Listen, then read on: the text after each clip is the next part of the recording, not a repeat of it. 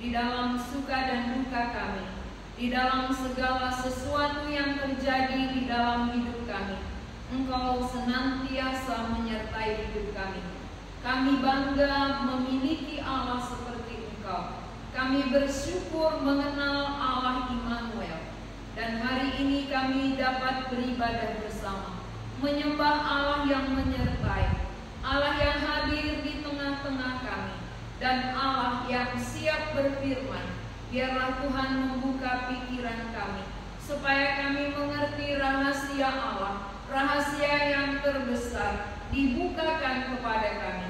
Karena kami tahu bahwa tidak ada manusia yang mengerti rahasia Allah kalau bukan Allah sendiri yang meningkapkannya. Kami rindu supaya dalam keterbatasan kami, kuasa Allah nyata menolong kami, memampukan kami untuk mengerti firman-Mu. Dalam nama Tuhan Yesus kami berdoa. Amin. Jemaat dipersilakan duduk kembali. Mari kita membaca dari Injil Matius pasal pertama ayat 1 sampai 17. Matius pasal 1 ayat 1 sampai 17. Kita akan baca dalam bentuk responsoria. Kita baca bergantian. Saya ayat ganjil, kita semua ayat genap. Inilah silsilah Yesus Kristus, anak Daud, anak Abraham. Abraham memperanakkan Ishak, Ishak memperanakkan Yakub, Yakub memperanakkan Yehuda dan saudara-saudaranya. Yehuda memperanakkan Peres dan Jerah dari Tamar. Peres memperanakkan Hesron, Hesron memperanakkan Ram. Ram memperanakkan Aminadab, Aminadab memperanakkan Nahson, Nahson memperanakkan Salmon, Salmon memperanakkan Boas dari Rahab, Boas memperanakkan Obed dari Rut, Obed memperanakkan Isai, Isai memperanakkan Daud, Daud memperanakkan Salomo dari istri Uriah, Salomo memperanakkan Rehabeam, Rehabeam memperanakkan Abia, Abia memperanakkan Asa, Asa memperanakkan Yosafat, Yosafat memperanakkan Yoram, Yoram memperanakkan Uzia memperanakkan Yotam, Yotam memperanakkan Ahaz, Ahaz memperanakkan Hizkia, Hizkia memperanakkan Manasye, Manasye memperanakkan Amon, Amon memperanakkan Yosia, Yosia memperanakkan Yekonia dan saudara-saudaranya pada waktu pembuangan ke Babel. Sesudah pembuangan ke Babel, Yekonia memperanakkan Shealtiel, Shealtiel memperanakkan Zerubbabel, Zerubbabel memperanakkan Abihud, Abihud memperanakkan Eliakim, Eliakim memperanakkan Azor, Azor memperanakkan Zadok, Zadok memperanakkan Akim, Akim memperanakkan Eliud, Eliud memperanakkan Eliezer, Eliezer memperanakkan Matan, Matan memperanakkan Yakub, Yakub memperanakkan Yusuf suami Maria yang melahirkan Yesus yang disebut Kristus. Jadi seluruhnya ada 14 keturunan dari Abraham sampai Daud, 14 keturunan dari Daud sampai pembuangan ke Babel, dan 14 keturunan dari pembuangan ke Babel sampai Kristus.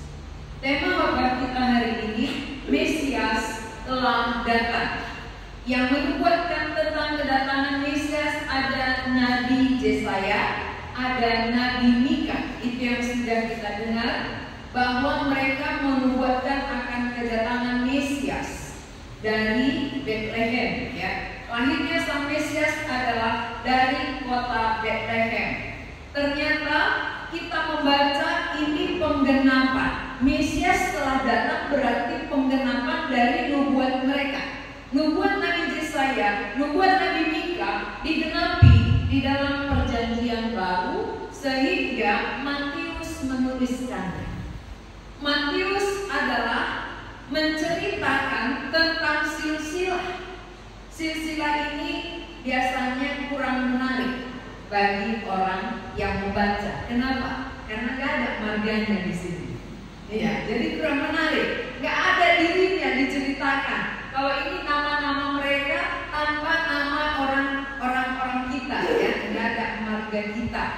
jadi jarang dibaca. Tapi ini sebenarnya silsilah ini sangat penting. Mengapa silsilah sangat penting? Karena melalui silsilah kita tahu bahwa apa yang dijanjikan Allah, apa yang dinubuatkan oleh para nabi tergenapi. Melalui silsilah ini jelas terlihat bahwa janji-janji Allah telah digenapi di dalam perjanjian baru. Maka ditulis dari ayat pertama, inilah silsilah Yesus Kristus, anak Daud, anak Abraham.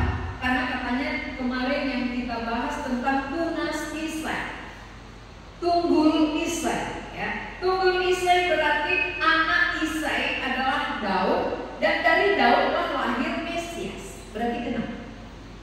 Kalau semua yang Allah janjikan genap, ini dapat membuka mata kita mengerti bahwa tidak ada janji Allah yang gagal. Tidak pernah apa yang Allah janjikan itu gagal. Semua tergenap, semua jadi. Ya, walaupun penggenapannya lama, tetapi janji itu benar-benar digenapi oleh Allah. Terjadi. Pertama sekali kita melihat janji Allah kepada Abraham. Apa janji Allah kepada Abraham? Bahwa olehmu semua bangsa akan mendapat berkat. Ini janji. Janji berkat apa ini? Bukan berkat materi, tapi berkat rohani. Berkat kedatangan Mesias. Ini yang dijanjikan kepada Abraham. Olehmu artinya melalui keturunanmu semua bangsa akan diberkati secara rohani. Karena melalui keturunanmu akan lahir Mesias. Maka di dalam ayat 1 dituliskan anak Daud, anak Abraham. Karena kepada Abraham sudah dijanjikan, kepada Daud juga dijanjikan bahwa dari tunggul Isai lahir sang Mesias. Apa arti Mesias, saudara? Mesias itu artinya yang diurapi. Mesias, arti Mesias itu yang diurapi. Dalam perjanjian lama ada 3 jabatan yang diurapi. Jabatan yang pertama adalah raja. Biasanya kalau dilantik menjadi raja akan diurapi. Ingat waktu Daud mau diangkat jadi raja diurapi oleh Nabi Samuel. Yang kedua yang diurapi adalah imam. Imam yang akan bekerja di bait Allah harus diurapi. Dan yang ketiga nabi. Nabi juga yang memberitakan tentang kerajaan Allah diurapi oleh Allah, ya, melalui wakil-wakilnya. Kenapa mereka perlu diurapi? Karena mereka akan bekerja. Mereka akan bertugas melakukan pekerjaan yang Allah perintahkan, pekerjaan yang Allah berikan. Itu yang mereka kerjakan sehingga ada pengurapan. Ternyata, saudara, Mesias artinya diurapi berarti Yesus Mesias. Yesus diurapi menjadi ketiga hal ini. Ketiga jabatan yang ada dalam perjanjian lama, tiga-tiganya ada pada Yesus. Dia raja. Dia adalah raja yang berkuasa dari kekekalan sampai kepada kekekalan. Dialah raja yang tidak pernah berakhir. Kalau raja-raja di bumi pasti berakhir, pasti berganti. Tapi Yesus raja adalah raja yang kekal dari kekekalan. Dari sebelum ada segala sesuatu dia raja. Maka waktu lahir pun dia di kandang domba, dia disembah. Mengapa bayi disembah? Karena dia raja. Itu membuktikan bahwa Yesus itu adalah benar-benar raja. Sehingga orang Majus datang membawa persembahan yang diberikan layaknya kepada raja. Emas, perak, emas, kemenyan, dan mur. Itu persembahan orang Majus. Emas, kemenyan, mur. Itu biasanya persembahan yang diberikan kepada seorang raja. Yesus waktu masih bayi sudah disembah. Karena dia adalah raja yang datang ke bumi. Dia adalah raja kekekalan. Yang kedua, jabatan imam. Yesus dia bawa domba, dia perwakilan dari jemaat membawa domba untuk dipersembahkan kepada Allah. Tapi Yesus beda. Dia bukan bawa darah domba dipersembahkan, tetapi dia bawa darahnya sendiri. Dia mempersembahkan dirinya sendiri. Bukan darah domba, bukan sembelih domba, tapi dirinya yang disembelih. Dirinya yang dikorbankan, dipersembahkan sebagai persembahan yang bisa menyempurnakan kita. Maka dalam perjanjian lama, imam itu selalu yang membawa domba. Setiap kali berdosa, persembahkan domba. Persembahan domba itu bukan berhenti satu kali, tapi terus-menerus. Yesus imam hanya satu kali mempersembahkan nyawanya, mempersembahkan darahnya, dan sesudah itu selesai. Dia tidak berulang-ulang mati. Mengapa? Karena sempurna. Itu penggenapan. Imam mempersembahkan darah domba yang tak bernoda dan tak bercacat hanya sebagai lambang. Lambang bahwa akan datang domba yang sesungguhnya, itulah Mesias. Maka waktu Yesus datang, dia persembahkan dirinya sebagai darah yang kudus, darah yang tak bernoda, darah yang tak bercacat, maka bisa menyucikan dosa seluruh umat manusia. Itu imam. Yang ketiga, nabi. Waktu Yesus di bumi, dia memberitakan kabar baik. Dia memberitakan kerajaan Allah. Apa yang dikorbankan oleh Yohanes Pembaptis, dia korbankan. Bertobatlah, sebab kerajaan Allah telah dekat. Ini kan khotbah, ya. Nabi itu tugasnya memberitakan tentang kerajaan Allah. Yesus waktu di bumi dia memberitakan kerajaan Allah. Berarti 3 jabatan ini sudah digenapi oleh Yesus Kristus. Saudara-saudara, bangsa Israel sudah lama diperbudak, sudah lama dijajah oleh orang Romawi. Mereka taat, mereka tunduk kepada bangsa Romawi, sehingga waktu para nabi menjanjikan Mesias akan datang, bangsa ini menanti-nanti. Bangsa Israel yang tertekan di dalam penjajahan, berat kehidupannya, menderita, mereka menantikan Mesias itu. Maka waktu Yohanes Pembaptis datang, mereka menyangka bahwa itulah Mesias. Sehingga mereka bertanya, engkau kan Mesias itu yang kami nanti-nantikan? Tapi Yohanes Pembaptis katakan, tidak, bukan aku.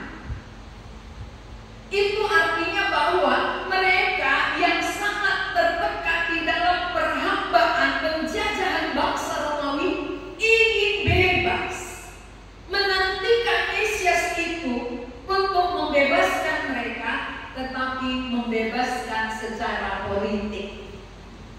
Itu tujuan mereka. Harapan mereka bagaimana Mesias yang akan datang itu membebaskan mereka dari penjajahan. Penjajahan berarti bebas dari secara politik.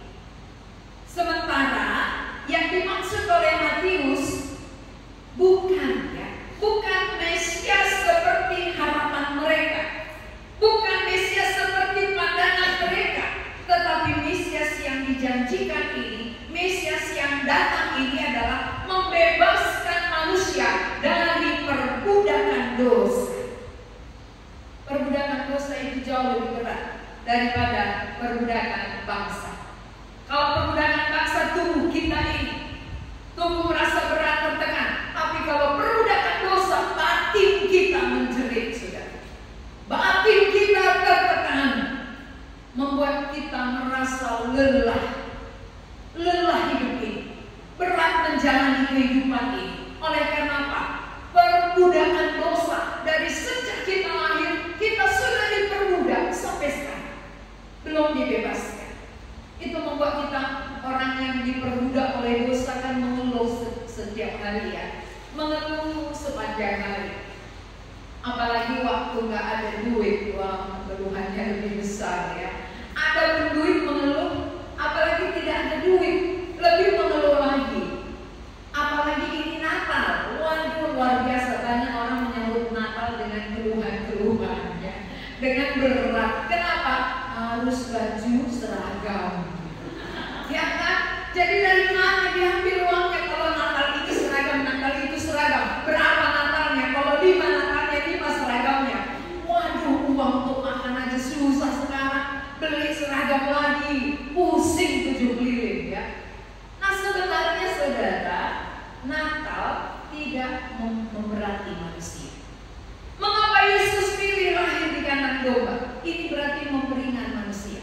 tidak membebani, tidak memberati.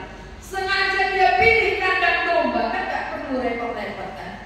Kandang domba tersedia, gak perlu dia banyak panitianya, ya kan? Gak perlu panitia. Tapi kita sekarang Natal repot panitianya ya. 2 bulan sebelum Natal sudah repot panitianya, sampai berantem gitu ya. Panitia sama panitia berantem, menyambut Natal, menyambut kedatangan Tuhan Yesus. Ada Tuhan Yesus lagi kandang domba, gak ada yang direpotkan dia sekarang. Gak ada panitianya, yang ada hanya domba di situ menyambut ya. Hanya domba, katanya. Hanya itu. Kenapa? Karena dia mau meringankan beban kita. Dia mau membebaskan kita dari ketertekanan kita. Itu tujuan Yesus datang. Tapi salah mengerti. Banyak orang salah mengerti tentang Natal. Natal dianggap adalah jeda, ya, jeda. Makanya apa jedanya? Apa snacknya? Itu Natal. Atau Natal dianggap adalah baju baru. Jadi kalau nggak pakai baju baru bukan bernatal itu. Ya, itu anggapan banyak orang. Padahal Natal itu adalah simple, sederhana. Natal itu sangat sederhana. Allah hadir, cukup. Itu Natal. Allah hadir, Sang Mesias menggenapi apa yang dinubuatkan oleh para nabi. Yesus menggenapi. Sehingga Matius menuliskan kepada kita hari ini, inilah Yesus yang dijanjikan oleh para nabi telah datang. Dia mau membebaskan saudara, bukan dari penjajahan politik, tetapi penjajahan dosa. Itu jauh lebih berat menekan saudara. Maka sulit tersenyum. Orang yang diperbudak dosa kan sulit tersenyum kan? Coba lihat sebelahnya, senyum atau apa? Merenggut ya. Ya, tapi kalau dilihat mungkin disenyumkan juga. Karena dilihat gitu ya. Karena dilihat jadi disenyumkan. Karena dari dalam sebenarnya menderita tertekan. Kalau diperbudak oleh dosa, susah tersenyum.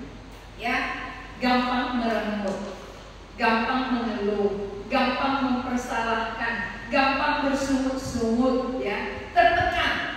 Maka pola pikir manusia dengan pola pikir Allah itu berbeda. Allah memperingan kita, Allah menyederhanakan segalanya, ya. Tetapi manusia mempersulit. Maka ketika Allah katakan, aku datang membebaskan kamu, kita nggak yakin, karena kita mau sulit. Ya, aku yang bebaskan kamu dari perbudakan dosamu. Lalu kita mau sulit. Aku ajalah Tuhan dengan kebaikanku dulu coba, dengan usahaku, dengan kerajinanku, dengan doa-doaku gitu ya, dengan puasaku, pulang hari dulu perutku gitu ya. Nah, Tuhan gak setuju. Aku yang datang.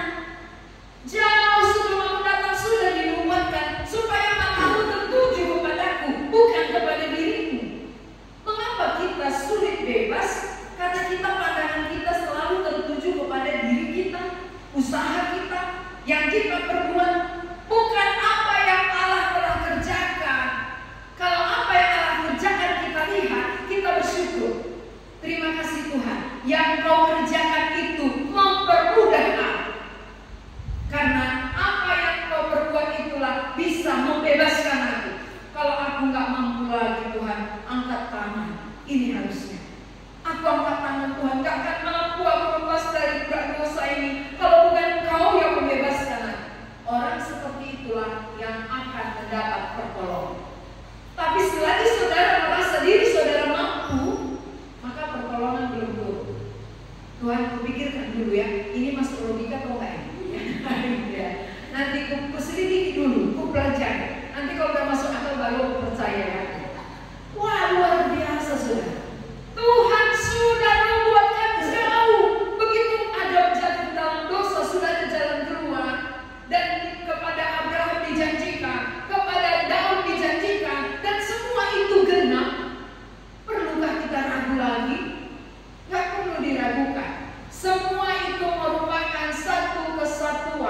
yang Allah rancang begitu baik.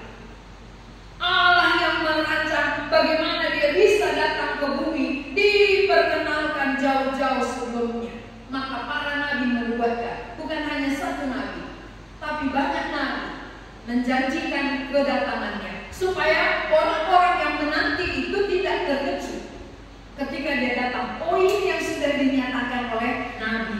Oh, ini rupanya yang dijanjikan mereka.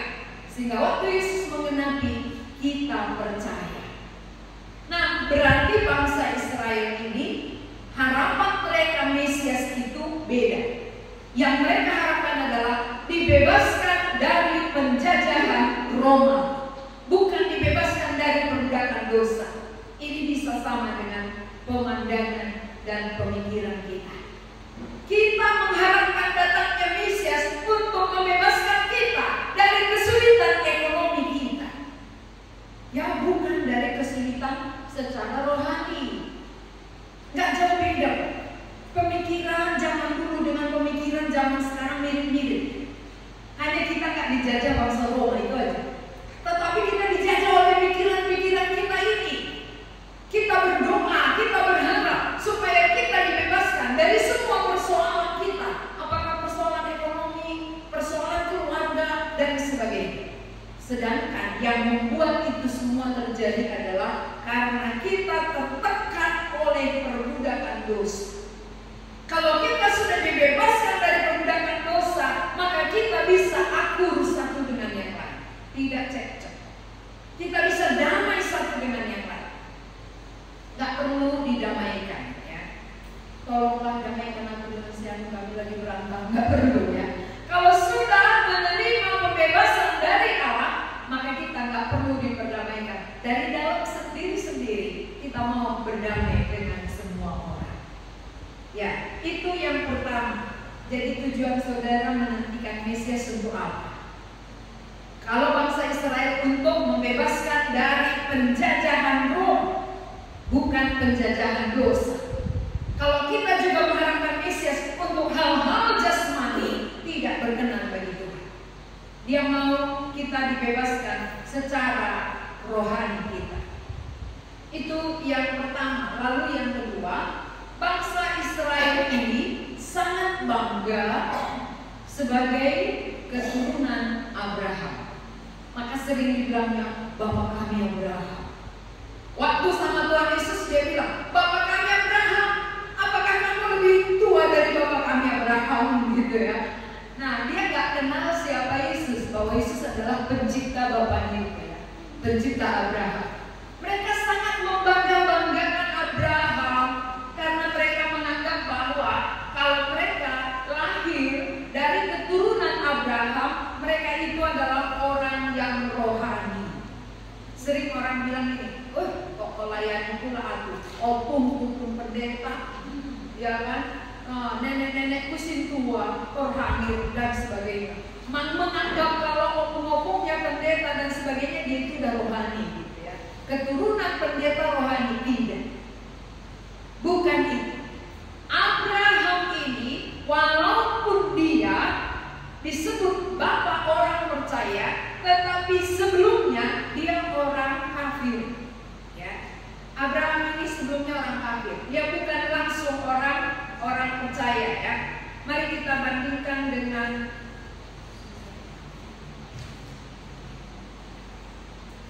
dari Yosua, ya. Yosua 24. Perjanjian Lama, Yosua pasal 24 ayat yang kedua. Siapa sebenarnya Abraham ini? Yosua 24 ayat yang kedua.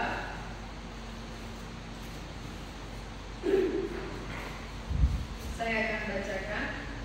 Berkatalah Yosua kepada seluruh bangsa itu, beginilah firman Tuhan Allah Israel.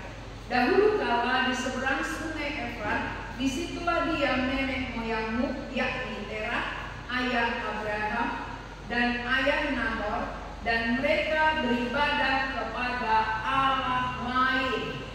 Berarti orang tua Abraham dan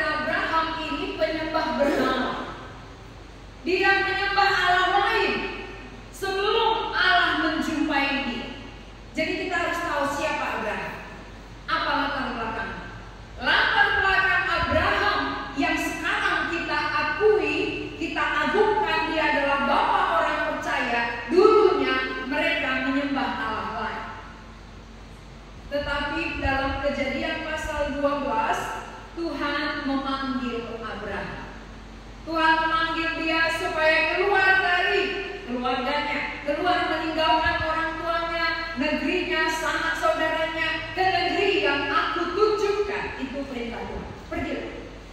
Aku akan membawa engkau ke negeri yang akan kutunjukkan. Berarti yang membenarkan Abraham di sini bukan oleh karena perbuatannya, bukan oleh karena dia melakukan hukum Taurat, karena waktu itu belum ada hukum Taurat. Ketika Abraham dipanggil, hukum Taurat belum ada. Hukum Taurat itu 430 tahun kemudian baru muncul, itu diberikan kepada Musa. Berarti waktu Abraham dipanggil dari kampung halamannya yang menyembah berhala tadi, keluar dari situ, dia bukan oleh karena melakukan hukum Taurat, tetapi karena iman percaya. Apa yang dia imani, saudara? Dia percaya kepada apa yang Tuhan katakan.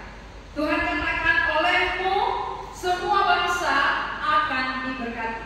Berarti melalui keturunan Abraham ada janji keselamatan. Melalui keturunan Abraham datangnya Sang Mesias. Berarti kalau demikian, saudara, kita tahu bahwa Abraham ini salah satu dipakai Tuhan menjadi sarana, menjadi jalan datangnya Sang Mesias. Bukan oleh karena kekudusan dia. Latar belakang menyembah berhala bisa dipakai oleh Tuhan. Kenapa? Karena imannya. Jadi saudara pun bisa dipakai. Walaupun mungkin kita menyembah berhala yang tidak mengenal Allah, tapi kalau kita beriman kepada Tuhan Yesus, kita dibenarkan. Iman seseorang yang membenarkan. Itulah latar belakang Bapak Abraham yang sering dinyanyikan anak sekolah minggu, ya. Bapak Abraham mempunyai banyak sekali anak-anak, aku anaknya dan kau juga, mari puji Tuhan. Kenapa dikatakan aku anaknya? Karena aku beriman sama seperti dia beriman, maka itu anaknya. Tapi kalau kita belum beriman kepada Yesus yang diimani oleh Abraham, kita belum anaknya. Maka yang anak-anaknya yang satu tempat nanti kepangkuan Bapak Abraham. Arti kepangkuan itu adalah satu tempat dengan Abraham. Siapa memiliki iman yang sama dengan Abraham akan satu tempat dengan Abraham ketika kita dipanggil oleh Tuhan. Tapi kalaupun sering kita nyanyikan, aku anaknya, kapan? Kapan tuh anakku, kan gitu ya? Imanmu belum sama dengan imanku. Aku percaya bahwa melalui keturunanku Yesus Mesias dijanjikan. Aku percaya itu walaupun waktu itu belum datang. Kamu sudah datang kok nggak percaya? Kan itu kata Abraham, ya. Kamu sekarang sudah digenapi apa yang dijanjikan Allah kepadaku dulu. Sekarang padamu sudah genap. Mengapa kamu ragu? Aku saja belum genap waktu itu nggak ragu. Aku percaya. Imanku lah yang menyelamatkan. Yang membenarkan Abraham adalah imannya kepada janji Allah akan datangnya Sang Mesias. Nah, poin kedua, kita kembali ke Matius tadi, Matius pasal 1 ayat yang keempat. Matius 1 ayat yang ke-6, maaf ya. Ayat 6 saya akan baca untuk kita. Isai memperanakkan Raja Daud. Daud memperanakkan Salomo dan dari istri Uria. Kenapa dituliskan dari istri Uria? Kenapa enggak disebut saja namanya dari Betseba? Kenapa ditulis di sini dari istri Uria? Ya, Isai memperanakkan Raja Daud, Daud memperanakkan Salomo dari istri Uria. Berarti ini membuktikan bahwa ada dosa di situ. Ada dosa Daud mengambil istri orang, ya kan? Maka ditulis dari istri Uria. Nggak dibilang dari Betseba. Kalau Betseba mungkin saudara nggak tahu. Mungkin Betseba nama istrinya gitu ya. Tapi ini kalau dari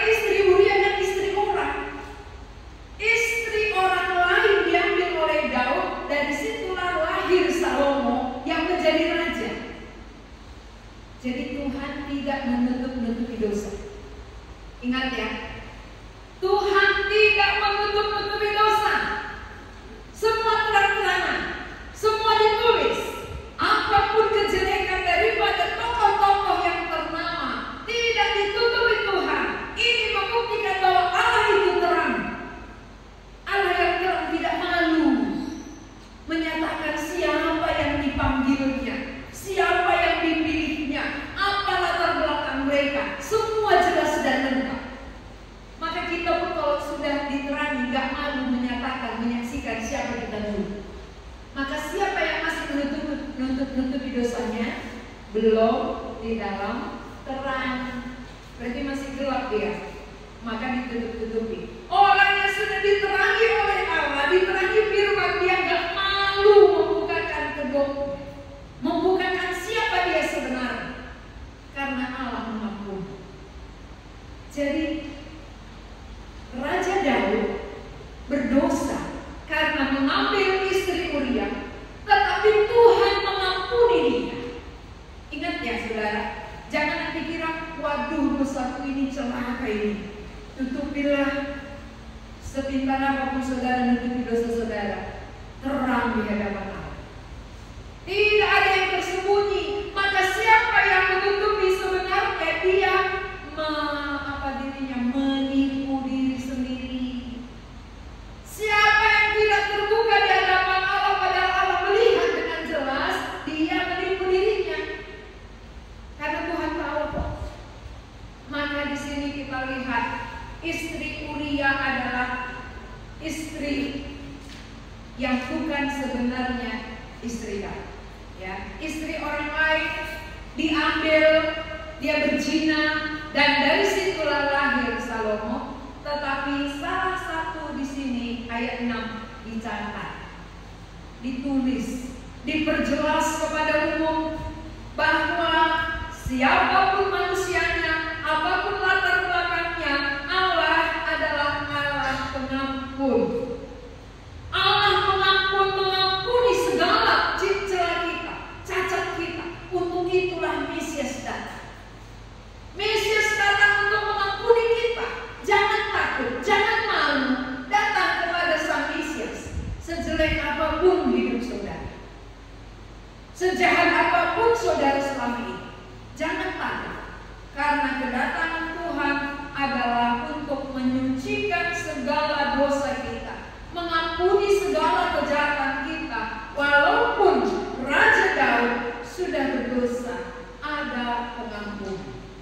Tuhan ampuni dia, malah Tuhan pakai lagi Raja Daud. Melalui keturunannya lah datangnya Sang Mesias. Jadi bukan melalui orang kudus dan suci ya. Kenapa? Karena gak ada orang kudus. Di dunia ini tak ada orang kudus, tak ada orang suci. Kalau bukan disucikan oleh darah Yesus, tak ada yang suci. Maka siapapun bisa dipakai oleh Tuhan. Karena yang membenarkan dia adalah iman. Yang menyucikan kita adalah keyakinan kita kepada Yesus Kristus. Darahnya yang bisa menyucikan kita. Bukan darah domba, bukan usaha, bukan kebaikan, bukan kesalehan kita, tapi darah yang suci yang ditumpahkan oleh Tuhan Yesus di kayu salib, menyucikan segala kejahatan kita. Jadi saudara-saudara yang dikasihi Tuhan, Mesias datang melalui Abraham yang orang tuanya penyembah berhala. Yesus datang, Mesias datang melalui Daud yang sudah berzina dengan Uria. Dan justru dari istri Uria ini, dari istri Uria datangnya keturunan Daud tadi ya, Mesias. Jadi jangan menganggap bahwa orang sucilah yang dipakai Tuhan. Tidak ada yang suci, tidak ada yang benar, seorang pun tidak. Kalau bukan dibenarkan oleh Allah. Maka Abraham dibenarkan karena iman, Daud diampuni karena dia juga menyesali perbuatan. Dia menyesali dosanya, dia mengaku kepada Tuhan, maka ada pengampunan. Saudara-saudara, kita pun bisa dipakai Tuhan. Bukan oleh karena kita saleh, Tapi karena iman percaya kita kepada Yesus, kita disucikan oleh Dia, kita dibenarkan, maka orang yang dibenarkan bisa dipakai Tuhan. Orang yang belum dibenarkan tidak mungkin dipakai. Tetapi orang yang sudah dibenarkan oleh kematian Tuhan Yesus, kita semua bisa dipakai oleh Tuhan. Hidup bagi Yesus. Jadi bukan mati bagi Yesus, ya, tapi hidup. Mana lebih gampang mati bagi Yesus daripada hidup bagi Yesus? Hidup bagi Yesus, hidup yang benar. Mati bagi Yesus, masuk surga. Mana lebih gampang? Ya, kalau mati ya tinggal masuk surga, nggak bekerja. Hidup yang benar berarti bekerja. Hidup yang benar, tanggalkan dosa, tanggalkan celah, berarti lebih sulit di bumi hidup. Bekerja bagi Allah daripada mati. Kalau mati itu kata Paulus itu untung, tinggal menerima untung itu kalau mati. Tapi hidup itu adalah bekerja. Hidup bagiku adalah bekerja bagi Kristus. Mati adalah untung. Jadi jangan kutip ayatnya, kalau nggak bekerja nggak akan ada untungnya. Banyak orang kutip itu believing. Bagiku hidup adalah Kristus, mati adalah untung. Padahal dia nggak hidup bagi Kristus, hidup bagi dosa. Mana mungkin orang hidup bagi dosa untung ketika mati, malah penderitaan, kerugian. Ya. Siapa yang mau untung matinya, hiduplah bagi Yesus. Jadi kita ditebus bukan supaya ke surga saja. Kita dibenarkan supaya kita hidup benar di bumi. Kita ditebus supaya hidup kita dipakai oleh Tuhan. Selama kita di bumi lah, hidup kita bisa dipakai, berguna. Tapi sesudah mati, nggak ada lagi yang bisa kita lakukan. Selama kita hidup di bumi, kita bisa berkarya untuk Tuhan. Bagi kemuliaannya, perbuatlah sebanyak-banyaknya sebelum saudara dipanggil oleh Tuhan. Karena sesudah dipanggil berarti berhenti, ya. Berhenti. Arti diam itu kan berhenti, tinggal di situ, nggak lagi bekerja. Diam bersama Kristus, tinggal diam. Di bumi lah kita hidup bekerja. Mati, diam bersama dengan Kristus. Saudara diam sekarang, nanti bekerja di sana, di neraka. Diam di bumi, bekerja di neraka. Panisio, gitu ya, kerja di sana. Lebih baik sekarang kita bekerja, diam, tenang di sana bersama dengan Kristus. Nikmatilah hidup bagi Kristus. Amin. Amin. Ya, jangan hanya waktu di sini, amin ya. Pulang nanti, pulang ke rumah sudah padam. Di sini disemangati, terus sampai rumah udah padam apinya. Itu apinya sebentar aja membaranya. Harusnya api itu terus membara sampai kita pulang. Siapa yang apinya membara, sukacitanya tetap ya terlihat. Kenapa sukacita kita sering padam-padam walaupun sudah percaya? Karena nggak membara hidup bagi Kristus tadi. Kalau hidup bagi Kristus membara, pasti sukacitanya juga membara. Nggak padam-padam gitu. Ya, jadi kalau sukacita kita juga membara, kan setiap jumpa senang kan? Ya, saya jumpa dengan dia enak sekali ya. Pasti disenyumnya gitu ya. Tapi kalau jumpa dengan dia dulu mukanya ngeri sekali, maunya nggak usah lagi dilihat gitu. Nah, muka masem gitu. Nah, kalau orang kalau belanja biasanya disenyumi kan, baru nggak mau belanja jadi beli karena ramahnya gitu. Tapi kita katakan kita udah percaya, tapi ramahnya di mana? Justru kita harus lebih. Orang yang sudah ada sukacita yang diberikan Allah melebihi, karena mereka tadi ada tujuannya keuntungan materi. Tujuan kita keuntungan yang kekal. Bagaimana supaya orang yang saya senyum ini bertobat, supaya hatinya tertarik untuk datang kepada Kristus. Karena di dalam Kristus ada damai, ada sukacita, ada pengharapan yang kekal. Ya, jadi hari ini saudara-saudara, Mesias telah datang, berarti genap apa yang telah dinubuatkan oleh para nabi. Berarti nggak perlu lagi aku ragu. Hanya tujuan datangnya ini, tujuan saya menyambut dia untuk apa? Jangan seperti bangsa Israel, untuk politik. Kita bukan untuk politik, tapi untuk rohani kita, untuk keselamatan jiwa kita. Itu tujuan Yesus datang. Dia mempermudah, dia yang mengerjakan supaya kita tinggal beriman. Jadi nggak susah, nggak sulit ya. Kita menerima pengorbanannya yang sudah dikerjakannya di kayu salib. Kita pasti dibenarkan.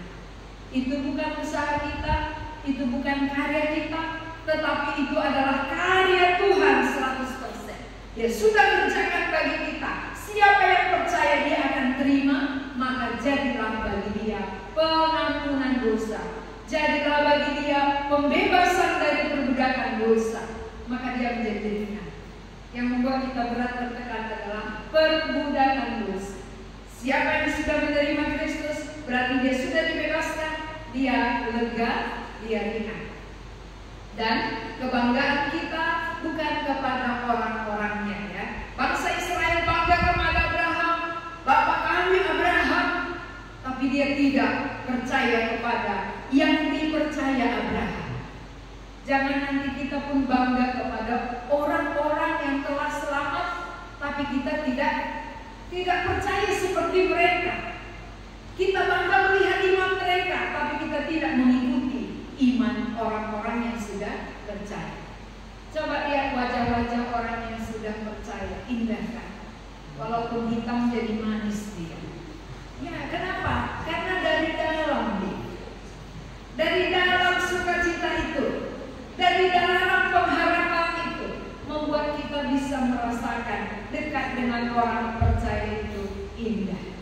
Jadi siapa yang belum bebas dari perbudakan dosa, Mesias telah datang. Dia mau datang juga di dalam diri saudara untuk membebaskan dari perbudakan dosa, supaya saudara bisa mengalami seperti yang dialami oleh Abraham dan Daud. Mari kita berdoa. Tuhan, kami bersyukur untuk firman-Mu. Mesias telah datang. Bagian kami menyambut, menerima Mesias yang membebaskan kami dari perbudakan dosa kami. Kedatangannya bukan secara politik, tetapi secara rohani. Abraham penyembah berhala, tetapi dibenarkan oleh imannya. Daud mengambil istri Uria, tapi diampuni oleh Tuhan. Oleh karena dia menyesali perbuatannya dan mengaku kepada Tuhan. Mungkin kami juga melakukan kejahatan, melakukan dosa, penyembahan berhala, dan juga dosa yang lain. Tetapi kedatangan Sang Mesias itu untuk mengampuni, menyucikan kami dari segala dosa kami. Apapun latar belakang kami, Engkau satu-satunya yang dapat membenarkan kami. Berkati Tuhan firman-Mu ini, supaya setiap telinga yang sudah mendengarnya beriman kepada-Mu. Dalam nama Tuhan Yesus kami berdoa. Amin.